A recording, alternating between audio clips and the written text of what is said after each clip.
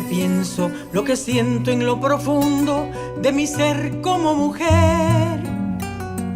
Quiero decir lo que muchas de mis abuelas callaron, o las que fueron calladas por querer la libertad. ¿Cuántos años han pasado de desigualdad perversa en la casa, en el trabajo y en la cama sin placer? De nada sirven las leyes, los decretos, la justicia, si no vencemos prejuicios en contra de la mujer. La respuesta es el respeto, la respuesta es la igualdad. Que respeten nuestro cuerpo, que respeten nuestra voz, que respeten mi deseo. Cuando yo digo que no me levanten la mano ni me levanten la voz.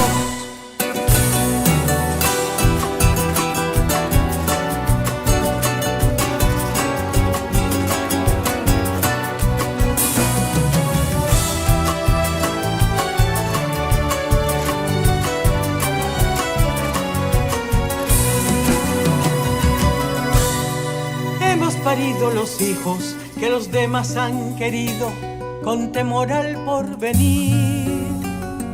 Hemos visto pasar siglos mancilladas desde niñas, abusadas, calumniadas, señaladas ante Dios.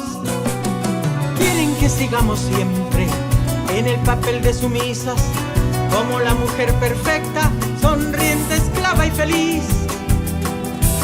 De la escoba a la cocina, de la cocina a la plancha, sin horario ni salario, maltratada es la mujer. La respuesta es el respeto, la respuesta es la igualdad. Que respeten nuestro cuerpo, que respeten nuestra voz, que respeten mi deseo. Cuando yo digo que no me levanten la mano ni me levanten la voz. La respuesta es el respeto, la respuesta es la igualdad. Que respeten nuestro cuerpo, que respeten nuestra voz, que respeten mi deseo. Cuando yo diga que no me levanten la mano ni me levanten la voz. Exijo que el mundo cumpla mis derechos de mujer.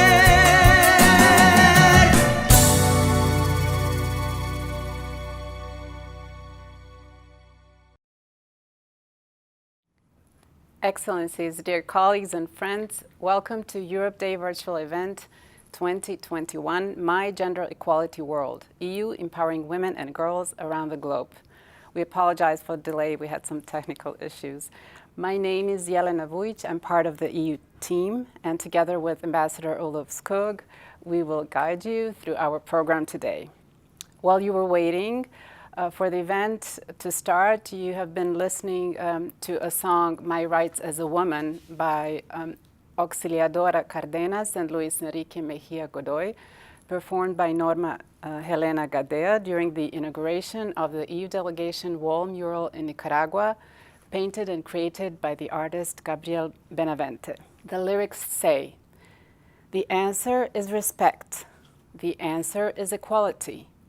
That they respect our bodies, that they respect our voice, that they don't raise their hand or their voice against me. I demand that the world fulfills my rights as a woman." In today's Europe Day event, we will talk about women's and girls' rights. We will speak to and with women who contribute in achieving and establishing gender equality in their corners of the world. We will share the activities by the EU delegations around the globe, contributing to gender equality in their local communities in partnership with the UN, UN Women and UNICEF via the Spotlight Initiative, and with local governments and activists.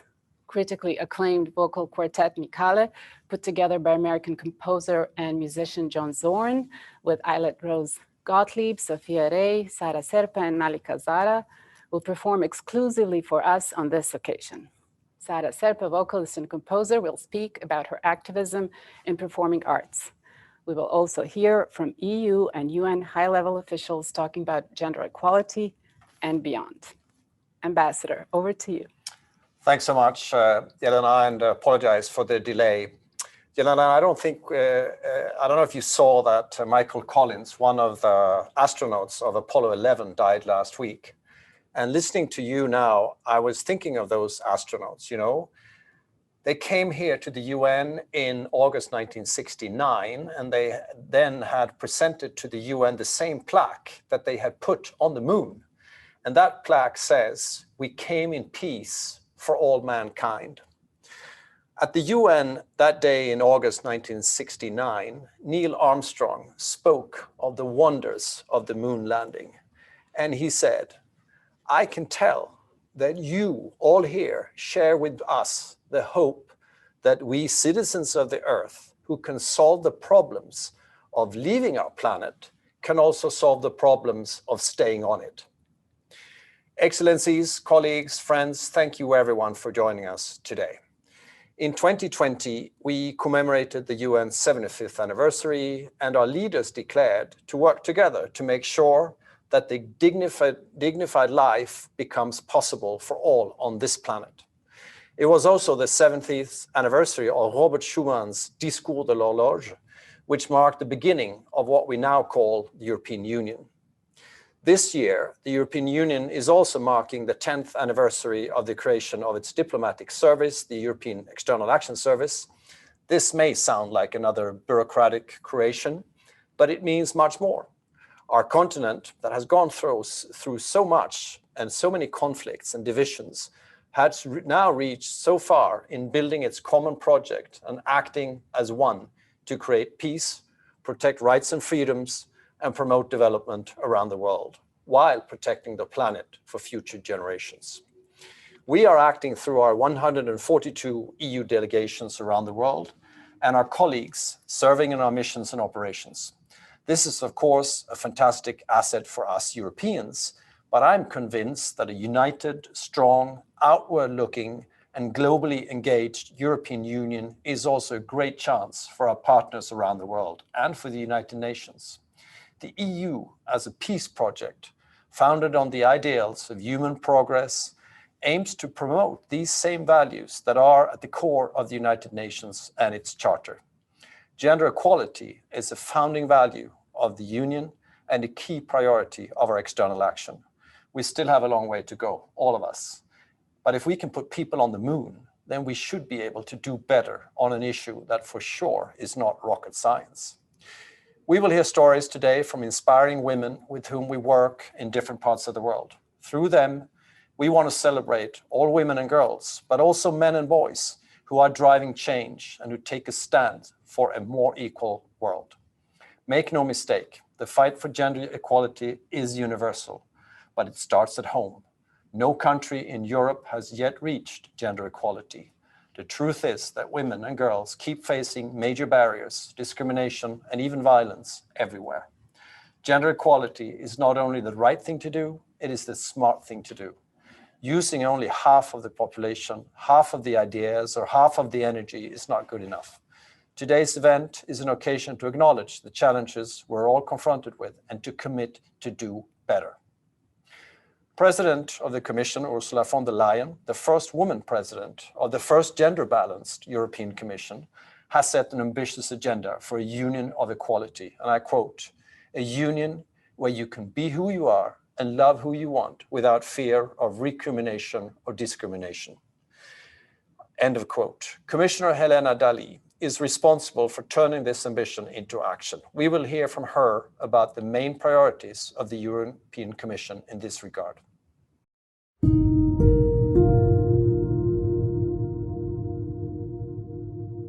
On Europe Day, I want to reiterate our vision of a world where women and men, girls and boys, in all of their diversity, are free from violence and stereotypes, can thrive and lead equally. Achieving gender equality is a global challenge. This is why it is a key political objective of the EU's internal and external action. In 2020, we launched the EU Gender Equality Strategy for 2020 to 2025 and the GAP 3, the Action Plan on Gender Equality in External Relations from 2021 to 2025 to set out agendas for achieving this goal. We are committed to use our leadership positions to eliminate gender-based violence within and beyond the EU borders. 4 years ago, the EU teamed up with the UN to launch the Spotlight Initiative, a global program to help eliminate violence against women and girls worldwide. The EU invested an unprecedented 500 million euros into this program, which builds on partnerships between governments, donors, the private sector and civil society. Today, the Spotlight Initiative is active in 26 countries and 6 regions, and we hope that more partners will join. Teamwork at global level is a must. Earlier this month, we participated to the Mexico Generation Equality Forum as a leader of the Action Coalition Against Gender-Based Violence. This past year has taught us that gender equality is not a given.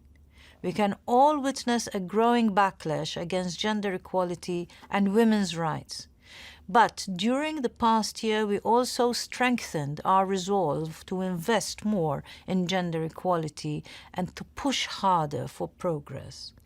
Let us take the care sector as an example, a sector predominantly represented by women. Carers have been crucial in responding to the crisis and assure continuity when it comes to childcare, school education, or elderly care. Investing in care also means equal access to good quality healthcare and treatment, including for sexual and reproductive health and rights. Strong women's rights and gender equality are an asset for fair societies and strong economies. Great word of appreciation to Commissioner Dalli for her message and for her continued work and efforts on achieving gender equality on all counts in Europe and beyond. We will now turn to another women's rights champion, the United Nations Under-Secretary General and UN Women Executive Director Phumzile Mlambo-Ngcuka. In an interview with our devoted trainees, Shannon Ferber and Didier Huema, she will tell us more about her hopes and words of advice when it comes to achieving gender equality in the world. Let's hear their conversation.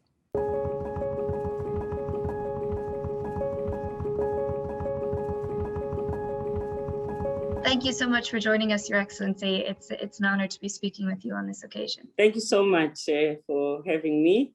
It's good to speak to you and also to hear your own take on the subject. Your Excellency, thank you for being here again. Allow us to go straight to the point. A lot of people would like to stand for gender equality in their surroundings and their neighborhoods, but many are not sure as to which approach to take. So what do you suggest that we as individuals, women and men, can do in our daily lives to promote gender equality? Yeah, well, gender equality needs everybody. It's important not to be a bystander because if good people, especially men, do nothing to address gender equality, as President Mandela would say, that becomes a conspiracy against women. Bystanderism is not neutral. It's actually an action against progress. So it's important to be involved.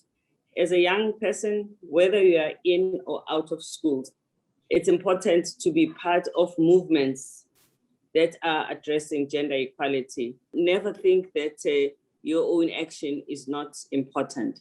Starting with everyday conversations, you may observe sexist attitudes and behavior amongst family members and friends. Call them out so that you don't normalize that behavior. So activism, activism, activism. Since we are still not fully out of the pandemic and it continues to impact our lives a great deal, I wanted to ask you, what are some of the ways that we can ensure gender equality remains at the center of COVID-19 recovery? Well, some of the worrying issues that have been exacerbated by the pandemic are the issues that have always been with us. But during the pandemic, they just became bigger and bigger. So in some ways, it's the continuation of the work we should have been doing anyway. Gender-based violence, for instance, which is a big issue at all times. It's important that we use this moment both to highlight it as it occurs in the pandemic, but also as it occurs in life, period. And of course, we have seen a significant job losses for women during the pandemic. 2/3 of the jobs that have been lost during the pandemic have been lost to women. And the estimation is that 47 million will be driven into extreme poverty because of the pandemic.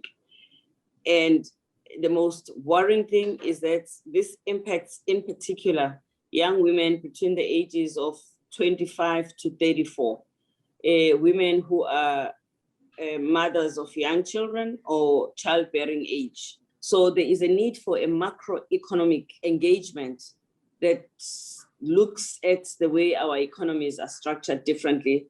So for us, building back better is about that.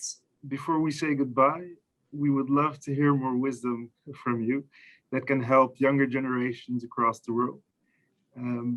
What do you wish you had known as a young woman standing up for gender equality? You know, I wish I had known the importance of working with people you disagree with. But if you're trying to change the world, you have to change the ones that are doing what you consider to be the kinds of things you like to change. So you have to master the art of engaging with people you disagree with and the stress that comes with it, because it's not the most enjoyable thing to do, but it's necessary. Thank you, Your Excellency. That's wonderful advice. I will certainly take that to heart, and I'm so grateful that we're able to share that with all the young people today who are still fighting for gender equality. Thank you. Thank you. Have a good day. Thank you, Your Excellency, our dear trainees. This was a very inspiring conversation. The European Union is collaborating with the United Nations and its agencies on many levels.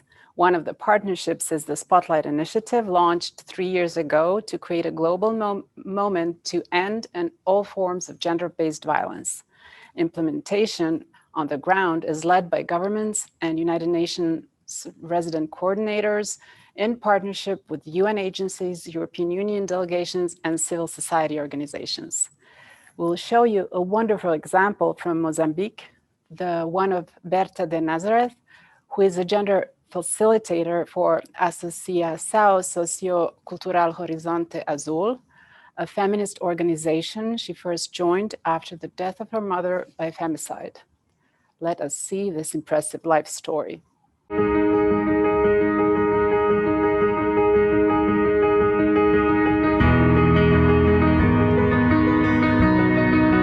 Comecei em 2010, porque entrei no associativismo após perder minha mãe, vítima de feminicídio. E só em 2010 é que eu compreendi o que é que havia acontecido, quais eram as razões. E a partir deste momento da tomada de consciência, engajei-me. E por isso que eu me intitulo ativista social dos direitos humanos das mulheres. Me ajuda a desafiar-me, trabalhar até com aquele cidadão que não quer ouvir esses assuntos de gênero. Pretendo que o nosso Moçambique, em primeiro lugar, seja um país em que as mulheres tenham autonomia, as mulheres possam falar por si só e possam ser respeitadas e, acima de tudo, possam olhar-se para as mulheres de forma específica como seres humanos. Até então parece uma utopia, mas eu penso que poderemos alcançar. Eu nunca pensei em desistir do trabalho. O que me motiva são todas as raparigas, todas as mulheres que precisam do meu apoio. São todas as raparigas que encontram-se em situações de vulnerabilidade, que encontram-se amordaçadas ou silenciadas pelo sistema, que me fazem levantar todos os dias e continuar a minha caminhada.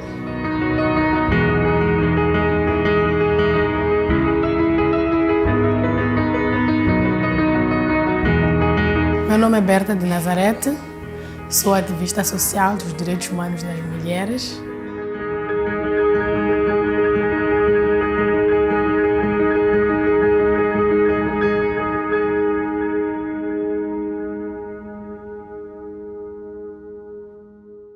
It is now time for a conversation with Portugal-born Sara Serpa, vocalist and composer, and EU Silvio Gonzato about Sara's music and her gender equality activism in performing arts. After the conversation, we will see and hear the performance by Mycale Vocal Quartet, especially recorded for this occasion, a song Passar. Let us hear Sara's story about her music and activism first.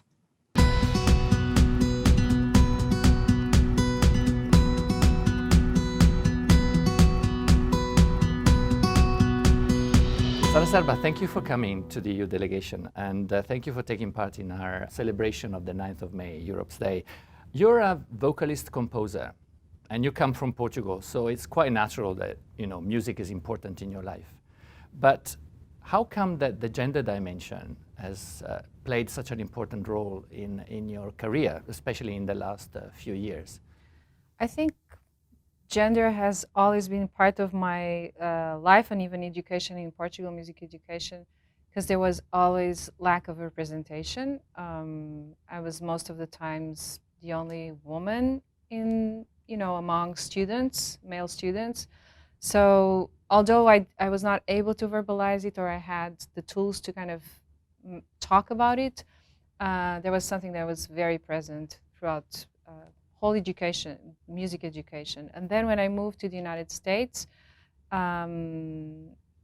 kind of became more obvious, like in the professional world, how women have much less access to opportunities, to visibility, to representation. So it gets to a point where you either accept it and retreat, or you have to do something about it. And I think it became kind of important to do something about it. So this experience led you to take action, and that's why in 2017 you joined this We Have Voice collective, a gathering of artists like you, but also thinkers and activists that together drew up this code of conduct in the performing arts. What was behind it? It was not just a question of a glass ceiling, there was also a question of discrimination?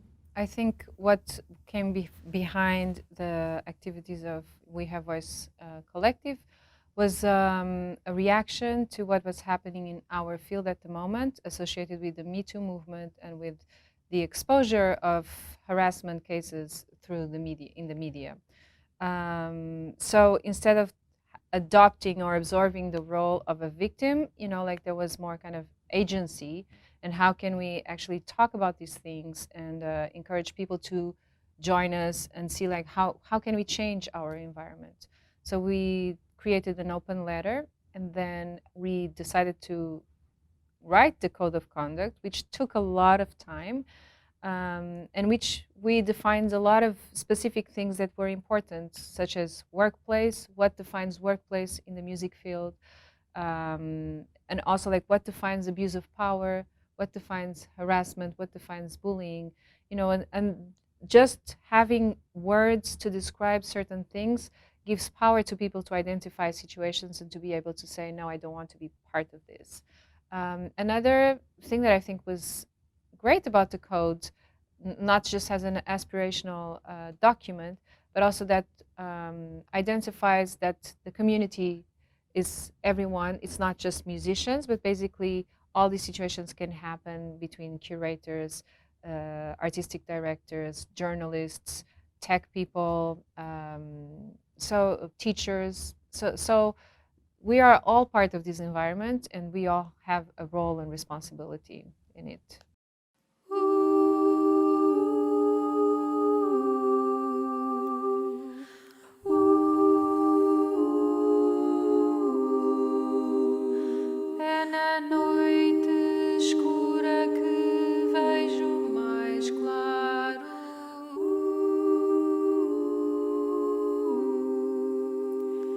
Em silêncio é que escuto a mi corazón.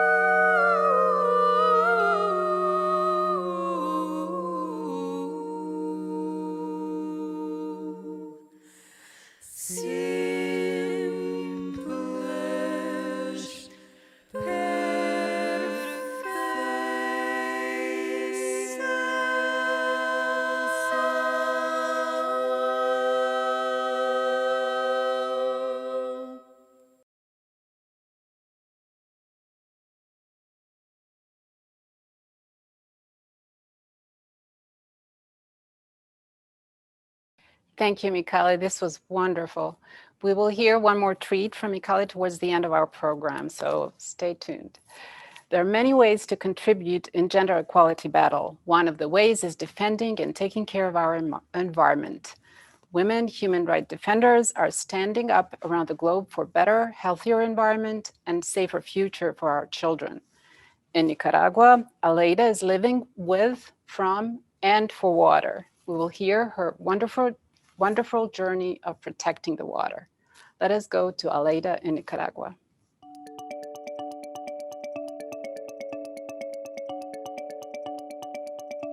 Mi nombre es Aleida Pérez, vivo en la comunidad de La Bayona, municipio El Viejo. Tiene un hermoso estero que de ahí vivimos.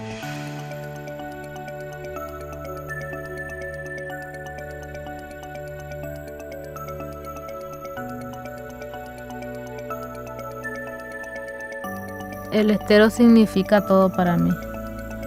Es nuestra vida, nuestra madre que nos mantiene. El pan de cada día, como le llamamos, de ella pasamos.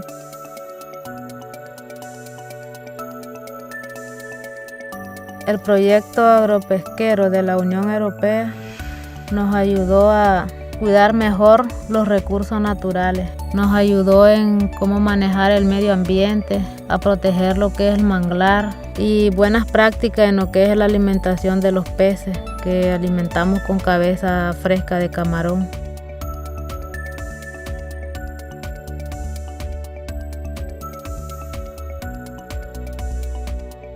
Me siento orgullosa de cuidar el medio ambiente. Sin el medio ambiente estaríamos perdidos, pues, porque del producto que nosotros vivimos ya no existiría. Si despalamos ya no hubieran conchas. Y si le diéramos mal uso al estero, al agua, ya no hubieran peces.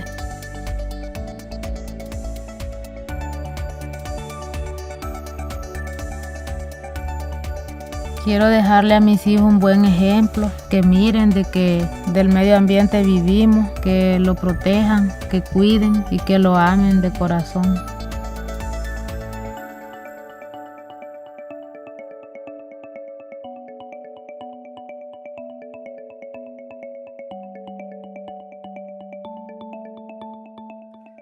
What are the developments on this subject in other parts of the world? We will hear from a women environmental human rights defender from Belarus, Irina Sukhy, in conversation with EU's Julien Bourtembourg about her fight for the environment and democracy in her country.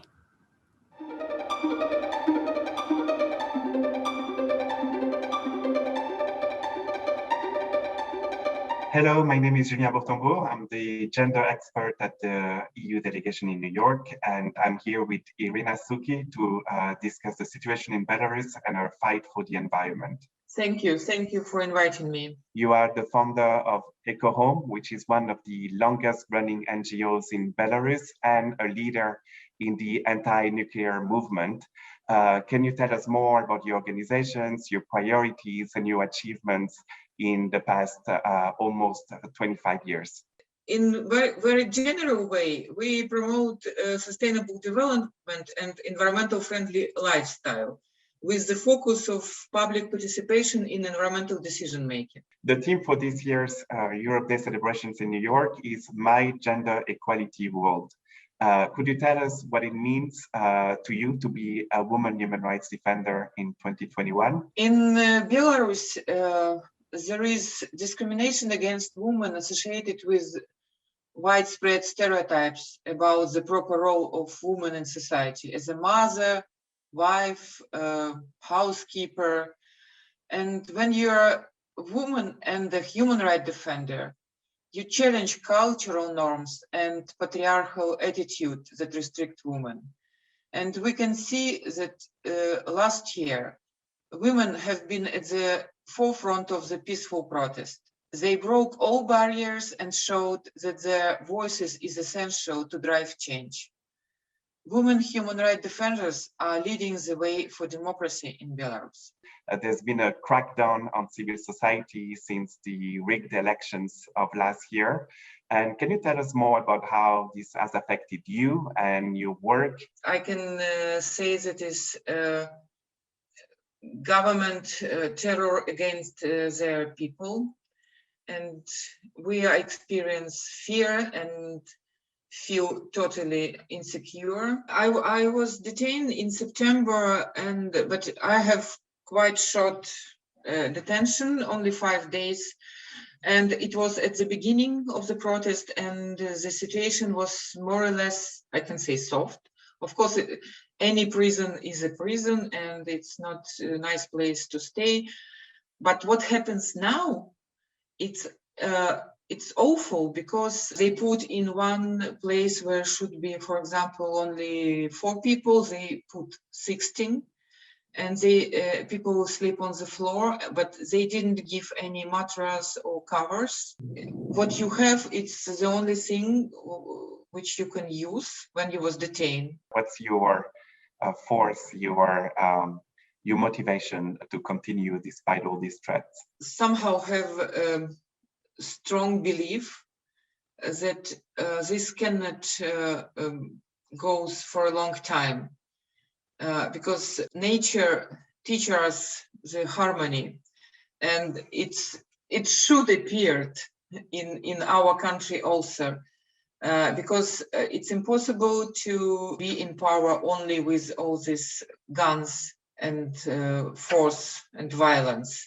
I dream about that and when it's changed, when we got these democratic changes, we will have possibility to implement everything about what we dream, think, and plan during this 25 years of our organization. So I think that make me feel good that I know that its time will come, and we will got this great opportunity to implement all our dreams in our country. Thank you very much, Irina, for the chat today and the inspiring words. And back to you, Helena. What amazing life stories. We are now moving on from Nicaragua and Belarus to Nepal. We will see a video about a project that helped women survivors of the armed conflict that took place from 1996 to 2006 to become reporters, also known as justice reporters. Now, with newly acquired skills, women survivors are approaching other women survivors, collecting and digitally documenting their stories from the conflict. Let us hear how the process of empowerment felt for them. द्वन्द्वको क्रममा श्रीमान लडाईमा जानुभयो, श्रीमान लडाईमा बित्नुभयो, घरमा बस्ने श्रीमती, घरमा बस्ने छोराछोरी, त्यो श्रीमतीलाई परेको असर र अनि बन्दुक बोकेर जो दिदीबहिनी जो महिला गयो अनि उसले त्यहाँ भोग्नु परेको पीडा कतिले व्यक्त गर्न सकेका छन् भने कतिले व्यक्त गर्न सक्नु भएको छैन। त्यहाँ गएपछि तपाईलाई अब हामी न्याय संवाददाता बनाउँछौं, यस्तो पीडितहरुलाई यस्तो रेकर्डिङ गर्नुस् के भन्नुभयो। अब म सक्दिन, अब उमेर पनि अब आँखा पनि देख्दिन, अलि जान्दिन होला, म आर्ट गर्न सक्दिन भन्ने जस्तो लाग्यो पहिला। त दिदी तपाईले सक्नुहुन्छ, तपाई जति नि सक्नुहुन्छ, भ्याउनुहुन्छ, समय भ्याएको समयमा गर्नुस्, साथीभाइहरु चिनजान हुन्छ भन्नुभयो। बसी उहाँले एउटा रेकर्ड पनि दिनुभयो। पहिलो चोटी जाँदा चाहिँ आफैलाई कस्तो लाग्यो के, म पनि एउटा पीडित म आफै पीडित छु र त्यो पीडित भएर के गरी जानी जस्तो लाग्यो। यो जिल्लाभरिमा यति धेरै मान्छेहरू छ भनेर थाहा चाहिँ थियो, तर यस्तो पीडाहरू छ भनेर चाहिँ थाहा थिएन। हामी पीडित स्वयं आफै पनि पीडित छु, म पनि तपाईँ जस्तै छु भन्छु। अनि भन्दा भन्दै पीडितको कुरा पीडितले पक्कै सुन्छ। यो पीडित जमघट भएर मास ठुलो बनाउन सक्यो भने हक हितका कुराहरू पक्कै पनि हुन्छ भन्ने मलाई लाग्छ क्या। उहाँहरूले अलिकति दुःख साट्नुहुन्छ क्या, यस्तो थियो बहिनी यस्तो छ अहिले पनि यस्तो छ भनेर।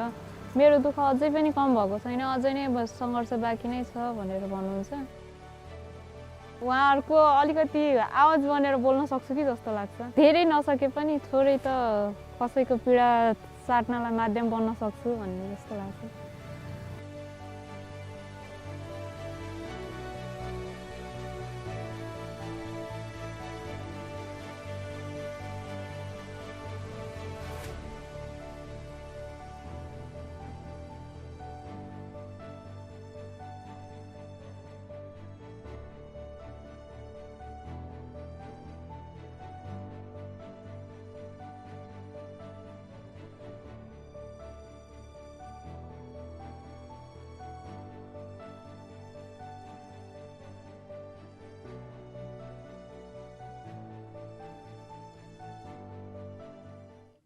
From the Women Justice reporters of Nepal, we're going to Serbia.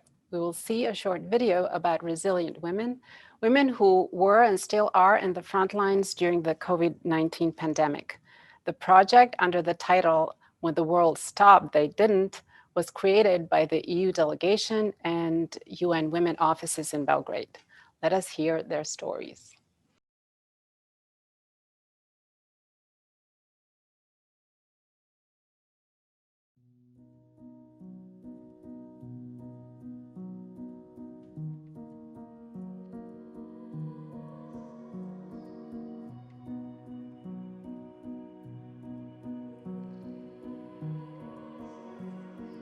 Kada je svet stao, one nisu. To je trenutak kada shvatite da ste zapravo srećni što imate krov nad glavom i što imate šta da jedete jer neko nema. Neko nema. Prvi dan COVID-a mi je bio najduži dan u životu.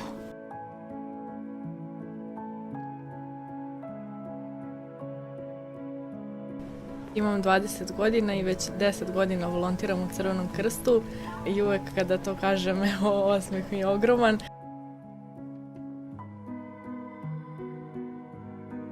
Mi nećemo stati, ja mislim, nikad.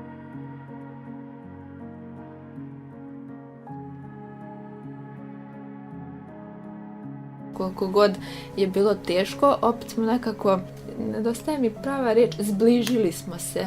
Iako smo držali distancu.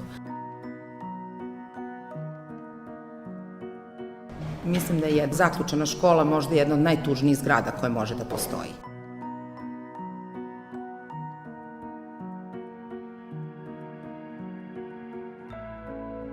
U stvari, online pijaca je bukvalno odgovor na vapaj. Da li možete vi da zamislite da živite bez ikakvih primanja, a da pritom imate 85 i više godina? Kad ste vi zatvoreni 24 sata sa nasilnikom, dupli strah. S jedne strane šta da radim u jednoj konkretnoj situaciji nasilja, a sa druge strane šta se dešava s polja. Neće taj smeh izbrisati problem, neće platiti račun, ali će nam pomoći da shvatimo da smo mi tu, da smo živi i da dok smo živi zaista možemo mnogo toga da uradimo.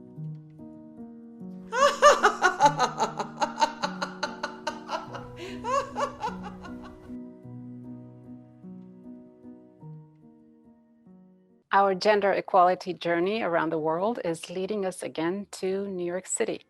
We will hear a second part of the conversation with vocalist and composer Sara Serpa, led by Silvia Gonzato, where Sara talks more about her project and about Mycale Quartet as well.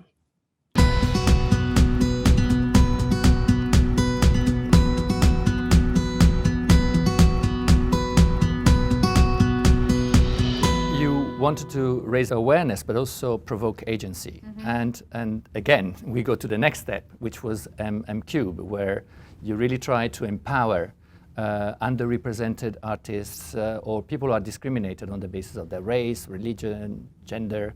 So can you tell us a little bit about that? So Mutual Mentorship for Musicians was co-created by me and vocalist-composer Jian Xu. And was created during, when the pandemic started.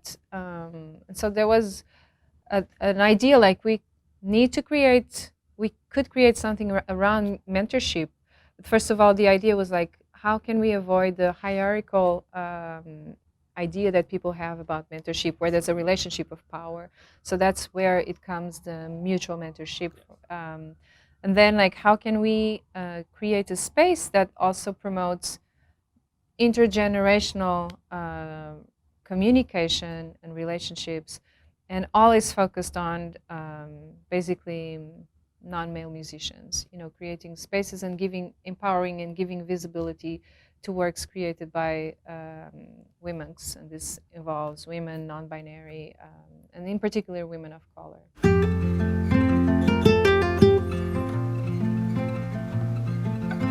Tell me about this group you joined, Mycale, because I was struck by the fact that you come from different backgrounds, the 4 musicians that are part of it.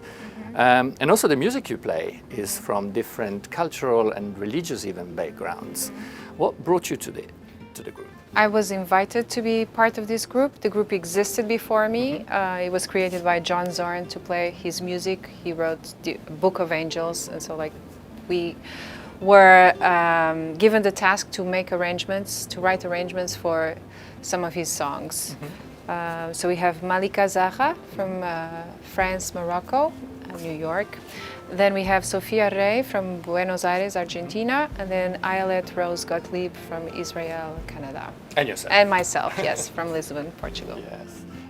It was actually the first, as I was reflecting about like when I joined Mycale, I think it was the first time I had a band that was just women, So it was quite a difference, quite different way of working together. And so for the philosophy or the how it was created was mostly like John Zorn wrote several books of angels, and then basically are kind of different melodies. And so he commissioned different groups to create music around those Book of Angels. And so he commissioned the Mycale to write arrangements for his music. And so each one of us wrote different arrangements for this album, which is called Gomori. And so like each one of us brings their own languages, musical practices, and just hoping that, not hoping, we really wanted, let's make this work, like 4 voices, and make music happen. Yeah. Thank you. Thank you, Sara, for being with us today and for sharing your commitment, your enthusiasm, and your talent with us and with all those people that are listening to us now. Thank you. Thank you for the invitation.